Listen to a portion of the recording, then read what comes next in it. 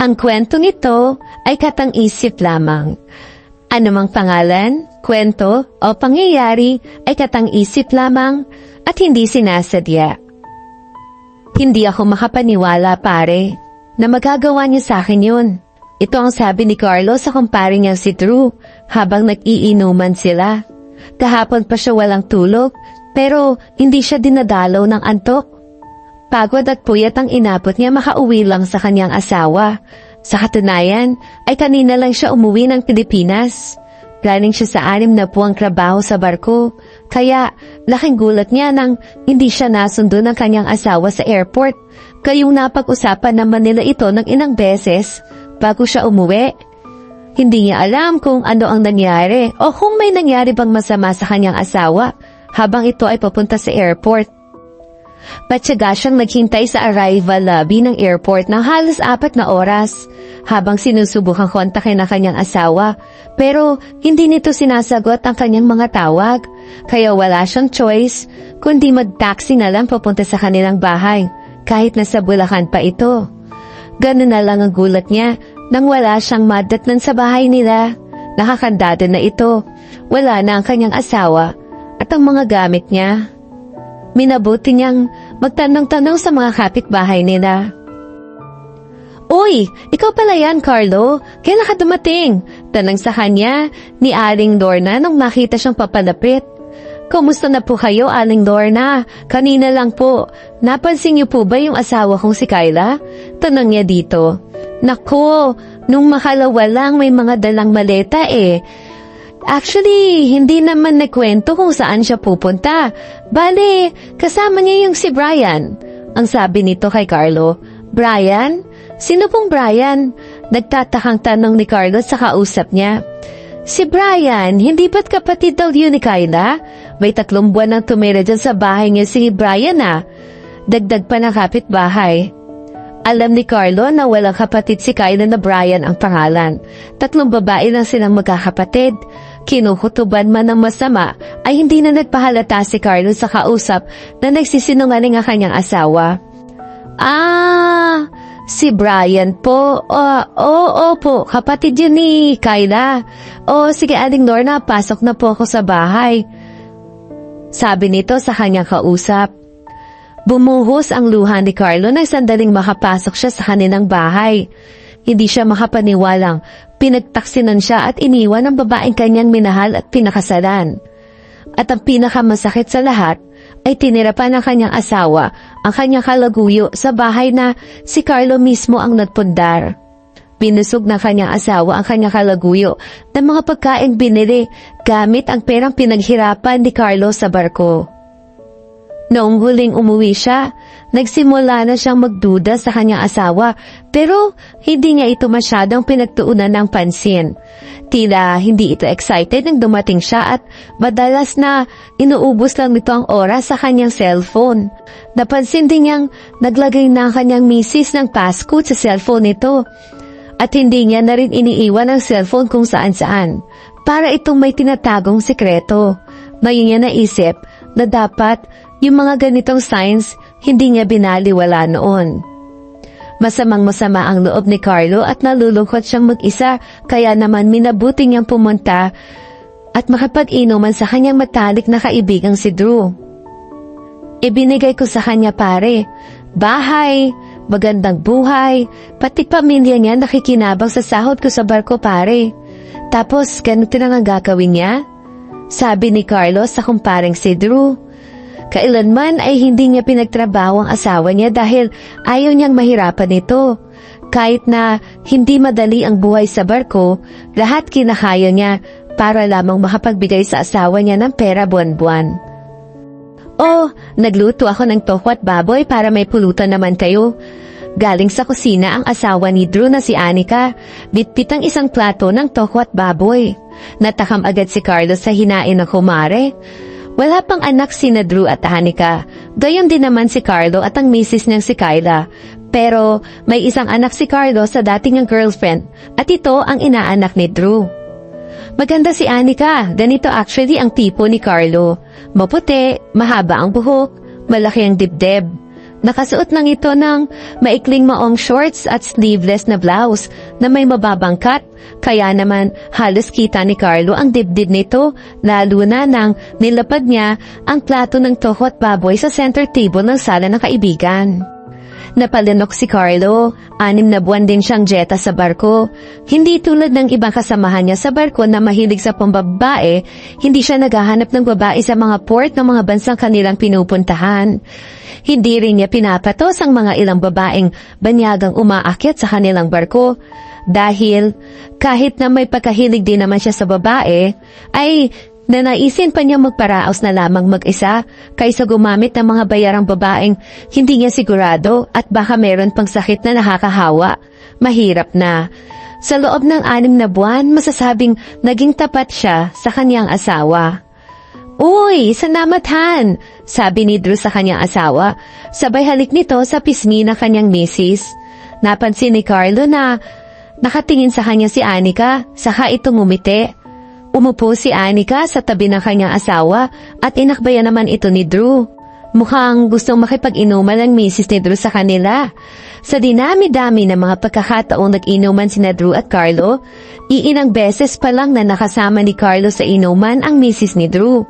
Madalas lang itong nasa kusina, nagluluto ng pulutan, at papasok muli sa kanilang kwarto mag-asawa kung tapos na ang kanyang pagsisilbi sa kanila.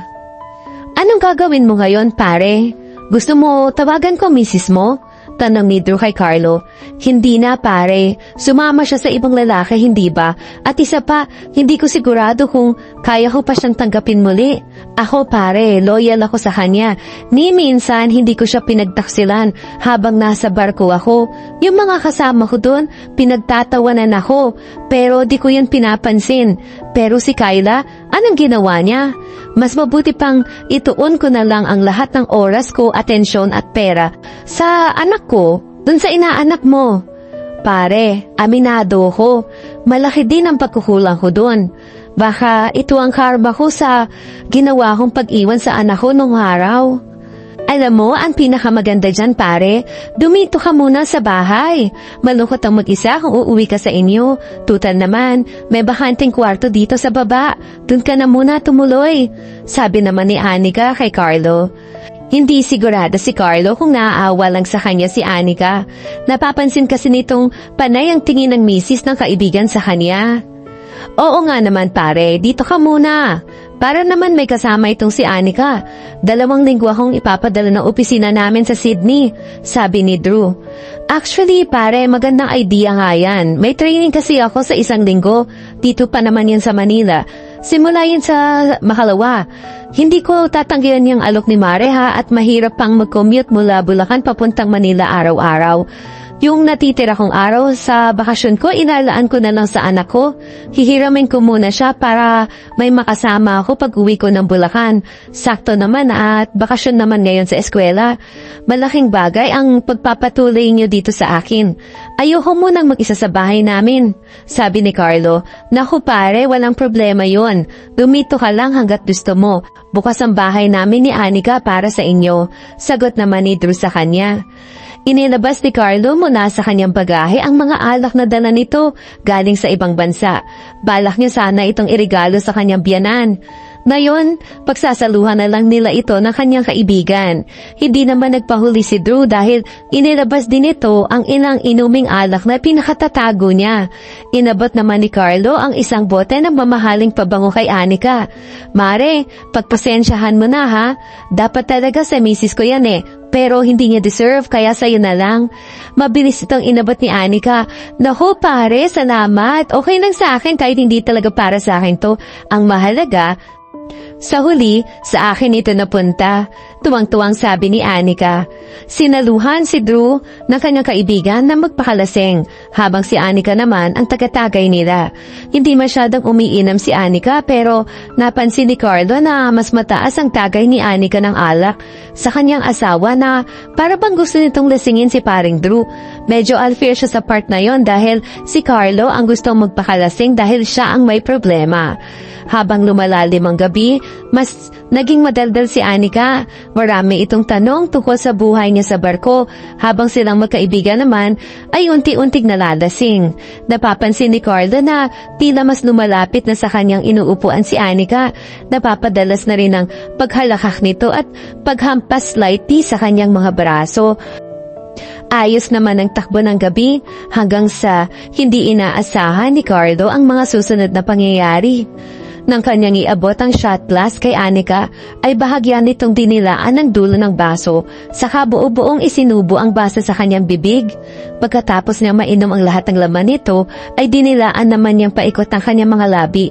Tumingin ito sa kanya ng malagkit, saka mapang-akit niyang kinagat ang kanyang mga labi. Muntik nang mabitawan ni Carlo ang hawak niyang bote.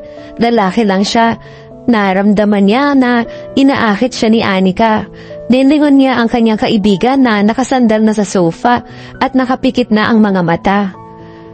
Pare, tulog na si Drew.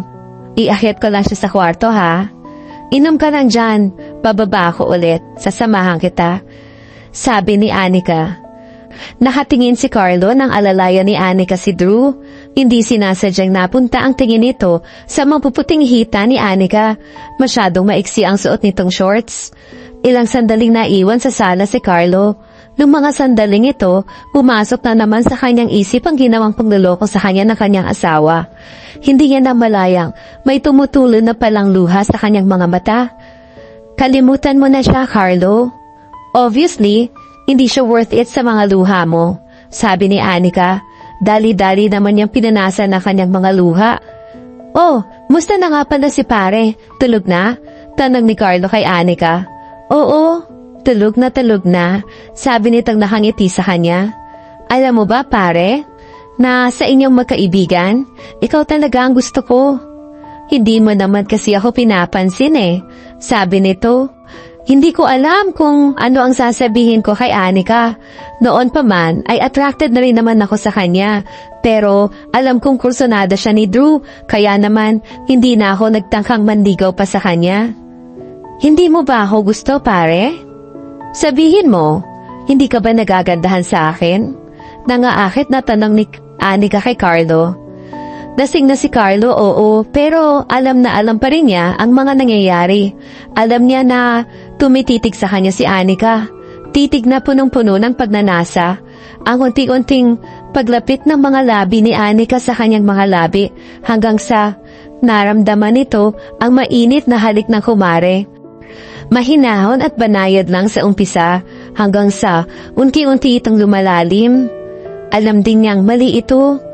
Mali ang ginagawa nila ni Anika. Ayaw niyang maranasan din ng kaibigan ang nararanasan niya ngayon sa kanyang asawa. Pero parang wala na siya sa kanyang tamang pag-iisip. Mas malakas ang tawag ng laman at pagnanasa. Lalo na nang tanggalin ni Anika ang saplot nito at nakita ni Carlo ang kabuuan ng kumare. Nanggigil lalo si Carlo nang makita kung gaano kaputi at kakinis si Anika. Napakaganda din ang hubog ng katawan nito. Hindi niya napigilan na kanyang sarili, ibinuwas niya ang lahat ng kanyang emosyon at nararamdaman sa pag-angkin sa kumare. Pahinga lang ako saglit pare ha, pinagod mo ako sabi nitong nakangiti sa kanya habang nakahiga at wala pa ring saplot. Pero iba ang nasa isip ni Carlo. Dahil ilang minuto na niya itong pinagpahinga, inangkin niya rin itong muli. Nang paulit-ulit. Mabigat ang ulo niya kinabukasan ng magising. Wala ang kanyang kumpare at kumare sa bahay nila, pero may mga pagkaing iniwan para sa kanya. Ngayon niya naramdaman lahat ng guilt. Parang kapatid na niya si Drew, halos sabay na silang lumaki. Hindi niya maubos maisip kung paano niya nagawa iyon sa kaibigan. Mabuti na lamang at wala ngayon si Drew dahil hindi niya alam kung paano niya ito haharapin. Napag-alaman niyang umalis na si Drew papuntang Sydney. Napaaga daw ang flight nito. Alam ni Carlo na dapat ay umuwi na lamang siya sa kanyang bahay sa Bulacan. Pero pinigilan siya ni Anika. Dumito lang daw muna siya habang wala si Drew para naman may makasama ito sa bahay. Namuhay silang parang mag-asawa ni Anika. Masaya silang nagkukulitan at nagbabanding habang nanonood ng TV. Para siyang asawa kung asikasuhin ito. Bagay na parang hindi masyadong nagampanan ng asawa niyang si Kyla sa kanya. Lagi siyang ipinagluluto ng pagkain ni Anika at nilalabhan pa nito ang kanyang mga damit. Doon na din natutulog si Anika sa kwarto niya tuwing gabi. Minsan, gusto niyang itanong kay Anika kung may problema ba sila ni Drew at bakit pila sa kanya nito ibinubuhos ang kanyang atensyon at hindi sa kaibigan. Pero mas pinili niyang itikom ang kanyang mga bibig. Nagigilty na siya sa mga nangyayari sa kanila ni Anika. Pero sa totoo lang, hindi niya ito magawang iwasan. Malaki ang naitulong ni Anika upang makalimutan niya ang sakit ng katotohanang pinendeho siya ng kanyang asawa. Sa pagdaan ng mga araw, parang unti-unti niyang nararamdaman na nahuhulog na rin siya sa kanyang kumare. Isang araw na lang ang darating na galing Sydney, si Drew, kaya minabuti na rin ni Carlo na magpaalam kay Anika. Balungkot ang mukha nito at may tumutulong luha nung siya ay nagpaalam. Siya man ay mabigat din ang mga paa na humakbang palayo kay Anika. 3 buwan na ang nakalipas mula na umuwi ng Pilipinas si Carlo at nakituloy sa bahay ng kanyang kumpare. Nakasakay na rin ito muli ng barko. Hindi na niya nakontak pa ang kanyang asawa. Sa bagay, wala na rin naman siyang interes pa na makipagbalikan pa dito. Hindi pa rin niya nakalimutan si Anika at ang mga nangyari sa kanila. Halos gabi-gabi ay naman ang isip niya si Anika. Hindi niya sigurado kung parehong kapusukan lang ang kanilang nararamdaman o pareho na silang nahuhulog sa isa't isa. Isang araw, habang free time niya, naisipan niyang i-check ang kanyang social media. Hindi ito makapaniwala nang lumabas sa kanyang wall ang post ni Anika. Gulat na gulat niya itong binasa. "Thankful for this wonderful gift. We've been waiting for you for a long time. Mommy and Daddy loves you so much. Hashtag 3 months pregnant." Ito ang sabi sa caption. Meron ding nakalakip dito na 2 litrato. Ang una ay litrato ng isang ultrasound at sa pangalawang litrato naman ay makikita si Drew na nakahawak at nakahalik sa tiyan ni Anika. Mukhang masayang-masaya silang dalawa. Binasa niya ang mga comments. Halos lahat ng ito ay binabati na congratulations ang mag-asawa. Buntis si Anika. Nag-isip siya kung magpapahati din ba siya ng pagbati. Hindi naman siguro masama na batiin niya ang kaibigan, lalo na sa masayang pagkakataong katulad nito. Nag-PM ito sa kumpare ng simple congratulations, pero mabilis naman itong nireplyan. "Salamat sa iyo pare, sa wakas, nagkaanak na rin kami." Matagal na tinitigan ni Carlo ang reply ng kumpare. Tila makahulugan nito. Simple lang naman ang message kung iisipin. Nagpasalamat si Drew dahil kinongratulate niya sila. O pwedeng isipin na nagpasalamat si Drew dahil siya ang naging dahilan kung bakit ngayon buntis si Anika. Kung tutuusin, malaki rin naman talaga ang posibilidad na anak niya ang dinadala ni Anika. Ang tanong sa isipan niya ngayon, posible din kayang alam ni Drew ang mga nangyari sa kanila ni Anika? Posible din kayang may basbas ito mula sa kanya para nang sa ganon ay finally magkaanak na sila. Hi guys! Kung umabot kayo sa part na ito ng ating kwento, gusto ko po magpasalamat sa inyo dahil sa inyong suporta. So please, like, share, and subscribe. Don't forget to subscribe guys para naman mas ganahan akong gumawa ng mas marami at mas maganda pang kwento. And also, check our other stories here sa Miss Cerex. And yun po, maraming salamat sa inyo at I hope nag-enjoy kayo pakinggan na ating kwento. Maraming salamat!